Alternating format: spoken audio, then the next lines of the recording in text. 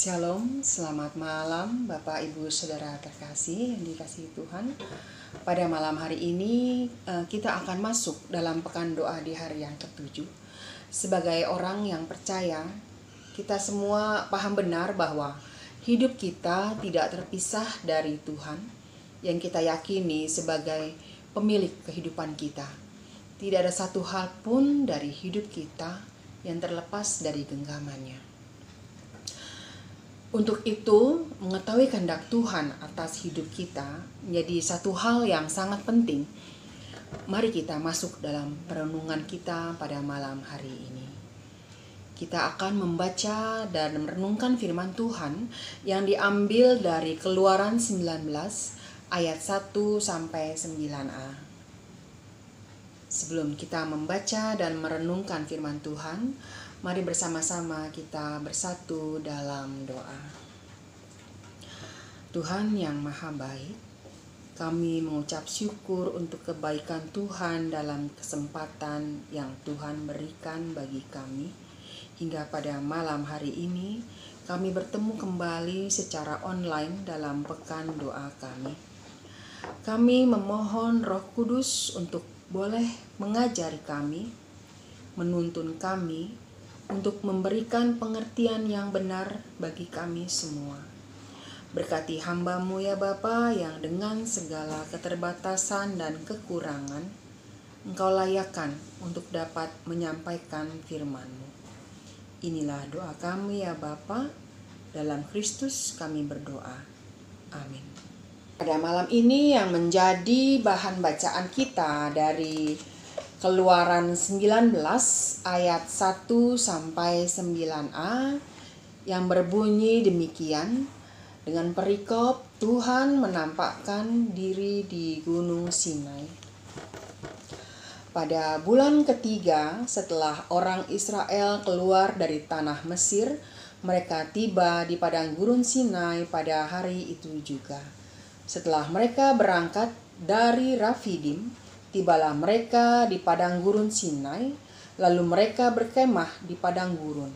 Orang Israel berkemah di sana di depan gunung itu.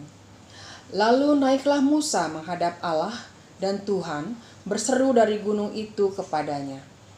Beginilah kau katakan kepada keturunan Yakub, dan kau beritakan kepada orang Israel.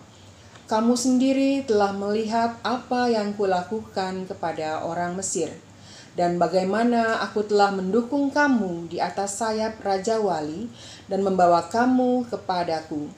Jadi sekarang, jika kamu sungguh-sungguh mendengarkan firman-Ku dan berpegang pada perjanjian-Ku, maka kamu akan menjadi harta kesayangan-Ku sendiri dari antara segala bangsa, sebab Akulah yang empunya seluruh bumi.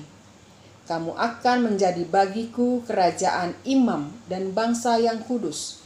Inilah semuanya firman yang harus kau katakan kepada orang Israel.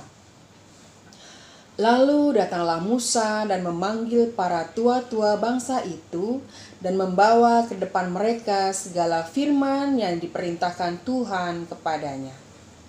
Seluruh bangsa itu menjawab bersama-sama, segala yang difirmankan Tuhan akan kami lakukan.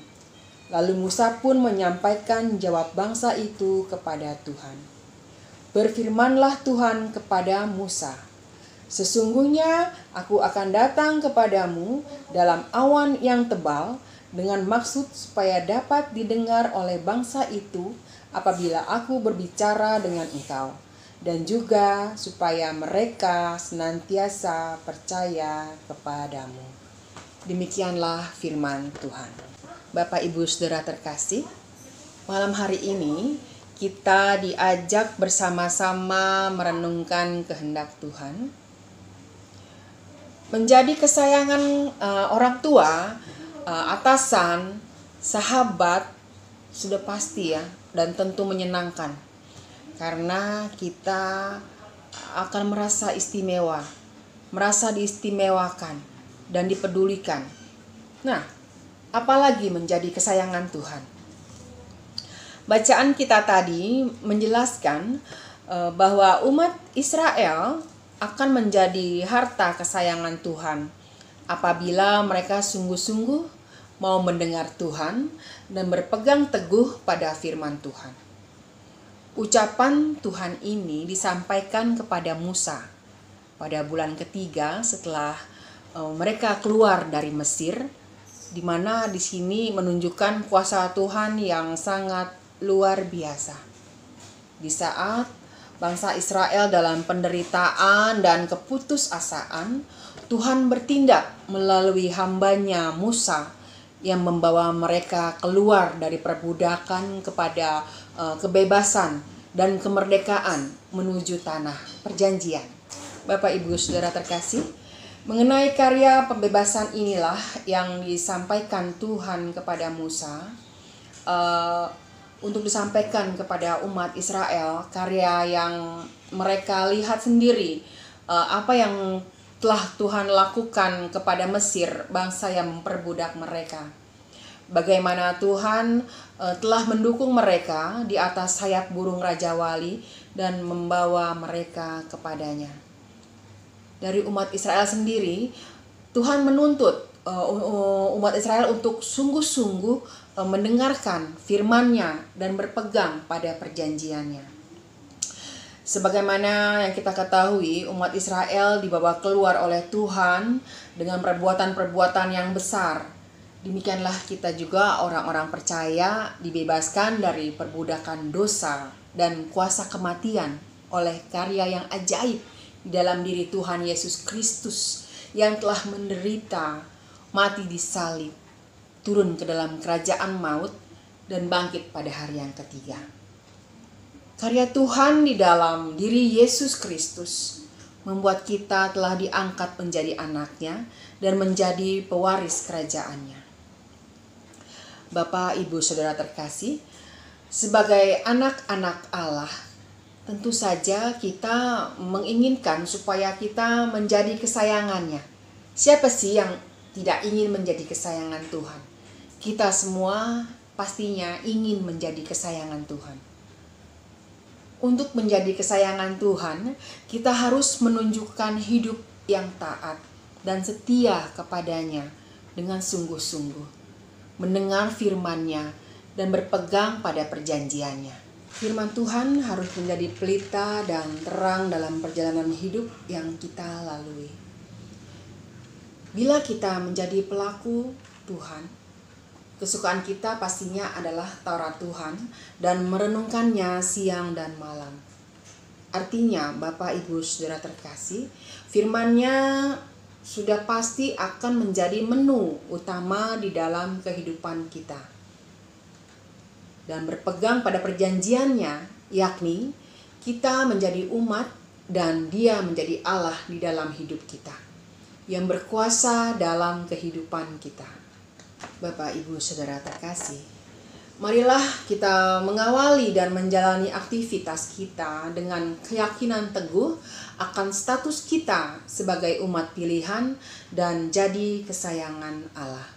Maka kita akan dijaga dan dilindunginya, sekaligus diberi tanggung jawab untuk menjadi pelaku firman Tuhan dan bersaksi tentang namanya. Tuhan Yesus memberkati. Bapak, Ibu terkasih, mari kita bersatu dalam doa.